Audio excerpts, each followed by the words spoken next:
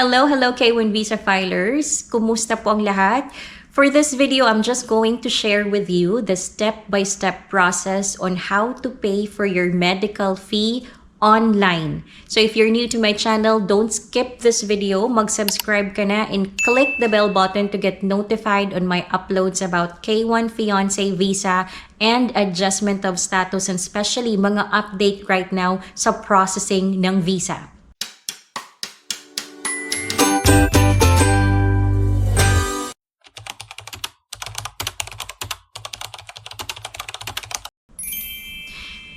So hello everybody. Welcome back to my channel. Welcome back to Jhai and Jerry po. Kumusta ang lahat? How are you? I hope everyone is doing fine and well today. So kumusta po? Good morning, good afternoon, and good evening po sa lahat. Anong oras man ninyo mapanood ang video na ito? So anyways, congratulations again sa mga na-approve na. And for those who are waiting to get approved on their I-129F petition, hang in there po. Nasa October filers na po sila nag-a-approve right now. Malapit na po kayong ma-approve. So for those that are waiting for their Manila case number or is about to fill out the DS-160, I have a video here on how to fill out the step-by-step process on how to fill out the DS-160. I will put the link in the description box para hindi na po kayo mahirapan hanapin ito sa dito sa channel ko. And also, if you are about to book for your interview and biometrics, so as your medical, I also have a video. Please go to my channel, Jhai and Jerry. Sa playlist po, click playlist. Diyan po sa baba, may makikita po kayong album title dyan na K1 Visa and AOS Step-by-Step Guide and Tips album. Nandyan na po lahat ng mga videos na nagawa ko about K1 Visa processes and filings, so as adjustment of status process and filing. Now, if you are a K1 Visa filer, if you're just waiting to get approved or about to fill out DS-160 or about to book, hanapin nyo na lang po yung video, specific video, kasi hinalo-halo ko na siya. Nandyan na rin po the adjustment of status videos. Nandyan na rin po siya. So please, pakiscroll na lang po and just look for the thumbnail and the videos. Yes! For this video, again, I'm going to share with you the step-by-step process on how to pay for your medical fee at St. Luke's online or St. Luke's online. So, I will share with you the step-by-step process po kung paano magbayad online if you choose to pay online. And aside from paying online, of course, you can pay cash sa bank po. If you don't want to bring that big amount of cash, then you can pay online. So if you're new here, my name is Jhai. I am originally from the Philippines, but I live now in Florida. And just like you po, I got here through a K1 Fiancé Visa. And right now, I am a green card holder under 2 years conditional. And next year, mag-a-apply na po ako ng removal of condition. Just a quick disclaimer po before we start. I just want to inform everybody that I am not affiliated with any government agency nor working with or as an immigration attorney. I am not a professional or a legal expert. I'm only sharing based on my personal experience and my research about K1 Visa, as I am a DIY filer of K1 Visa po. I am a DIY applicant ng K1 Visa, so as adjustment of status.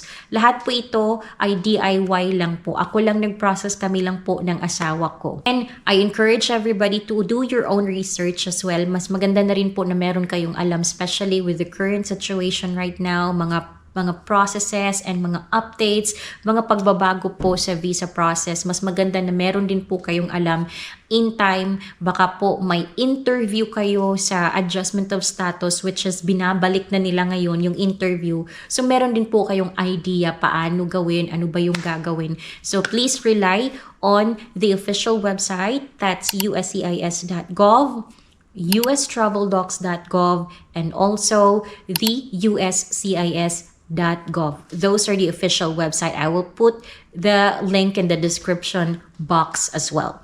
So ano ba? Let's start. Paano ba? What are the cards that Slec accepts using when you pay online. So the cards that Slec accepts are MasterCards, Visa card, Amex or Amex card, JCB, and Diners card. Those are the cards that you can use when you pay your medical fee online. So I have a video right here of the step-by-step process on how to book for your medical at St. Luke's. Ilalagay ko na rin po yung description or yung link sa description box para hindi na po kayo mahirapan hanapin ito. All the links that I'm going to mention will be in the description box of this video para diretso na lang po kayo. So after nyo pong mag-book, go to this website. That's account.slec.ph and ito po yung lalabas niya. You have to log in using the registered email na ni-register nyo po kay St. Luke's when you book for your medical. So type in the email address and the password. So pag-click nyo po ng sign in, lalabas po dyan yung authentication success and then may one-time, hihingan po kayo ng one-time password. So yung one-time password po is makaka-receive kayo niyan sa email po ninyo. So check your email. After you click sign in, check your email, get the one-time password and enter it on the box provided below. So after nyo pong ma-type in yung one-time password, click confirm, and then eto na po yung susunod na lalabas. So upon successful login po, dyan po sa left side ng screen ninyo, makikita po ninyo dyan, merong option dyan na application to view your registration. Click the application, and then after you click application, ito na po yung lalabas na you have to click Pay Now. So after you click Pay Now, ito po yung lalabas. Dito po makikita ninyo yung online payment details page.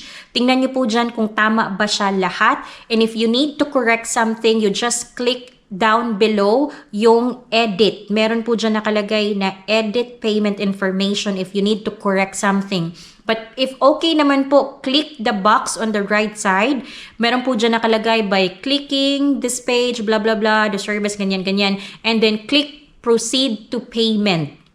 After nyan, pagkatapos nyo pong maklik yung proceed to payment, ito na po yung lalabas nyan. The enter billing information. Yan po yung BDO. Sa BDO po nila nag-go through yung mga payment. So, dito po on this page, please make sure that you type in the correct billing information po ninyo.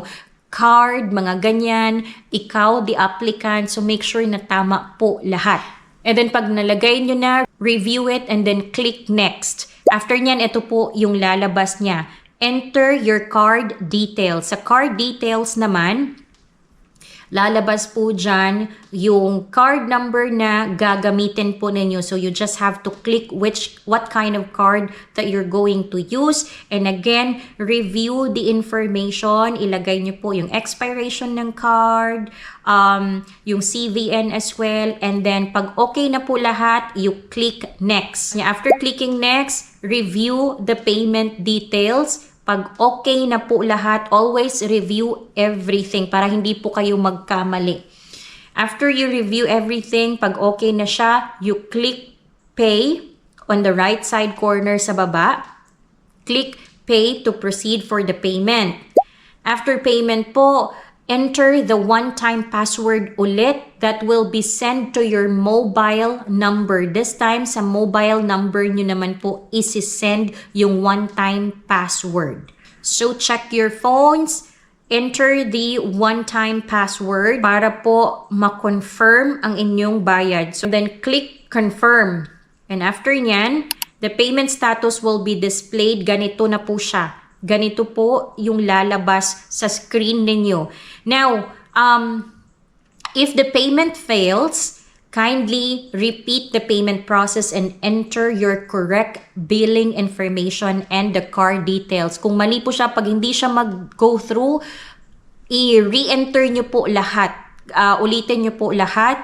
And then, if okay naman siya, successful na po yan, ang dapat pong makalagay dyan is yung paid. Sa right side po, may green na letters, naka-highlight siya into green color. Ang makalagay po dapat is paid yung status niya. And then you will be redirected to the payment status page, and you will also receive the payment confirmation via your email. So ganito po yung itsura niya pag okay na and nag-go through po yung bayad ninyo. You will receive this sa email, and you can also take a picture of this just in case na hindi siya nag-go through sa email ninyo. So ganun lang po siya kadali. That's how you pay for your medical fee online. So again, check the card, kung anong card available, kung ano ba yung ina-accept nila, and ito po yung dadalhin ninyo. This is the confirmation page of your online payment. Ito po yung dadalhin ninyo on the day of your medical sa St. Luke's. So ganun lang po siya kadali. Again, visit St. Luke's for more information. And question, Miss Jhai, okay lang ba na, kasi may nagtanong nito, okay, need ba daw mag-fasting sa medical? You don't need to go fasting. Hindi po kailangang mag-fasting on your medical day. What's advised is you need to eat first. You need to have breakfast first before you go to St. Luke's, kasi bawal po ang food sa St. Luke's. You can bring water, but foods are not allowed.